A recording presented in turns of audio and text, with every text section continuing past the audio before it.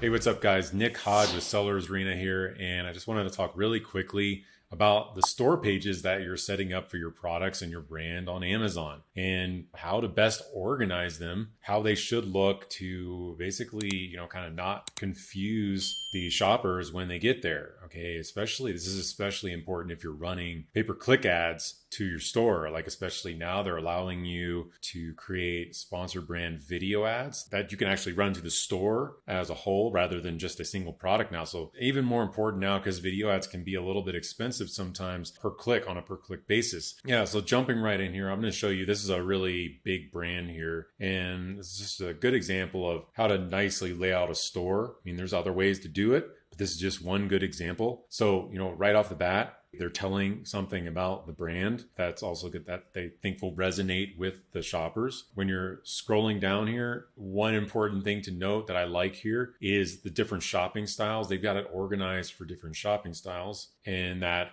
up here, you can search for the different categories you want to dig down further into, or you can do the same thing by clicking on the pictures. Basically, most, if not all, of the same categories up top as they do down below. So you can then click on those rather than having to do this, click on that and then, drill down into them. And then further on the home page, other important things to note is kind of more, brand story. If you have a good video telling about your brand that tells the story of your brand, you can add that. This is about, cooking products, things for the kitchen, things like that. So, they've got stuff about chefs, etc., all that good stuff. Okay, so if you don't have a video or anything like that, you can always do like carousel images. You can upload, there's models where you can put in, a carousel image where it'll like, 3 or 4 images, and then you could overlay text on those images. They can manually scroll so they can kind of tell the brand story in that way rather than a video. And again, it's also just not that hard to put together a video.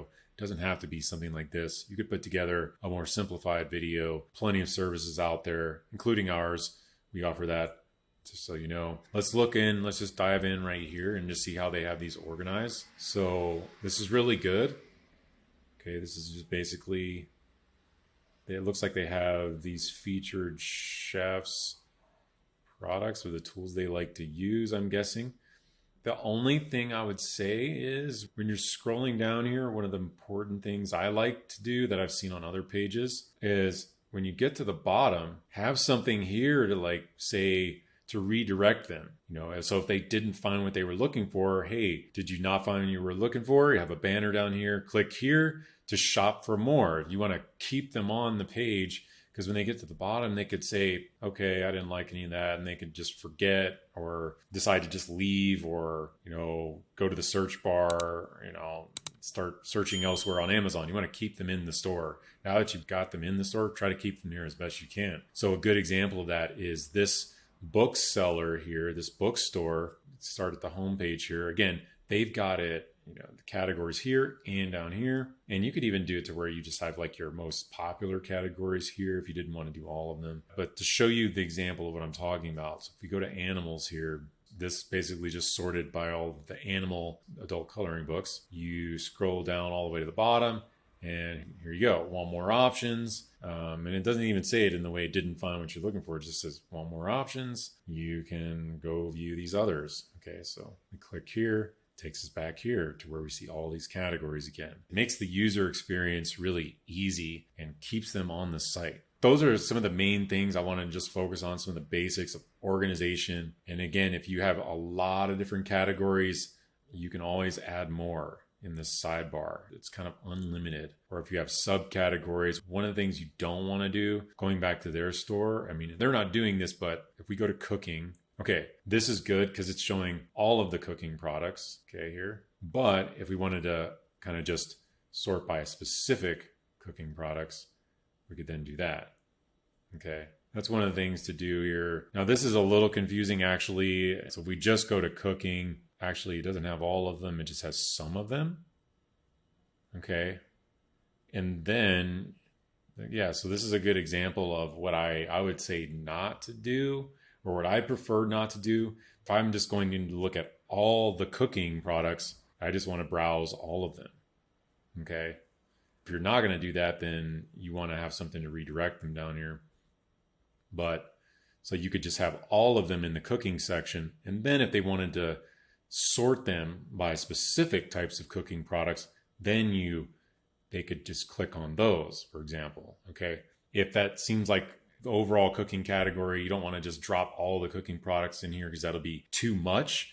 Again, you can have different types of banners here. So let me back up here. I actually made a mistake. This is actually better than I thought it was. My fault. Okay, so actually looking at this, they've actually, when you come in here, yeah, so they've got the categories pictured just like they do here. Completely, that's my fault. I overlooked this. So that's actually really good. They've got it like a sub page here with sub pages within that, and they've got them divided out in different ways. So you can see here the different categories again, which keeps it nice and organized depending on the shopper's experience. Okay, and it looks like they've got some of the main top products here down below. Okay. So that's actually really good. But again, I have seen it to where you'll go here and you'll cook on the main category and you'll see brands that have almost nothing here, and they'll think, okay, the shopper is going to figure out to then go click on the categories when they should have those categories here like this, or just have all of the products here and then maybe some featured ones, and then allow them to go dig down into the other categories if they want to. So some things to keep in mind when you're building out your store. Keep in mind that, again, this is really important if you're doing Amazon PPC and you're trying to drive traffic to the store. You want it to be well organized and you want to keep them there once you get them there. So the main question you want to ask yourself when you're looking at your store, or maybe have someone else or multiple people look at your store with you or after you get done building it, and ask them if they're confused at all by anything in your store at all. And then you can solve for that. You can solve for that situation. But again, check out this store that I just gave an example of. This is a really good example for how to organize a store. Again, maybe adding in some of the ideas from this one where you can say you're not finding what you're looking for at the bottom. Like I was saying here in this part. Yeah, maybe add in a banner there. But yeah, then you should be good to go, ready to run ads and make a lot of money with your Amazon store. All right, until next time, this is Nick. Make sure you like if you got some value out of this, subscribe, and I will see you in the next one.